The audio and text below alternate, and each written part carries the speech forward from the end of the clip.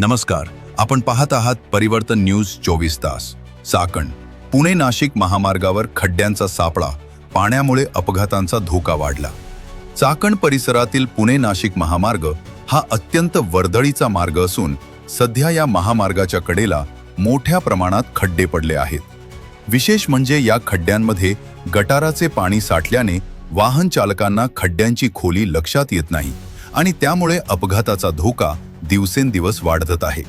स्थानिक नागरिकांनी सांगितले की गेल्या काही दिवसांपासून या ठिकाणी पाणी साचलेले आहे. दुचाकीस्वार आणि चारचाकी वाहन चालकांना अचानक धक्का बसत असल्याने वाहनांचे नुकसान होत आहे. रात्रीच्या वेळी तर परिस्थिती आणखी गंभीर होते, कारण अंधारामुळे खड्डे दिसत नाहीत. या मार्गावरून दररोज हजारो वाहनांची ये-जा असते. त्यामुळे प्रशासनाने तात्काळ दखल घेऊन खड्डे बुजवण्याची आणि पाण्याचा निचरा करण्याची गरज आहे. अन्यथा मोठा अपघात होण्याची शक्यता नाकारता येत नाही. स्थानिक नागरिकांनी प्रशासनाकडे वारंवार तक्रारी केल्या असूनही अद्याप ठोस कारवाई झालेली नाही.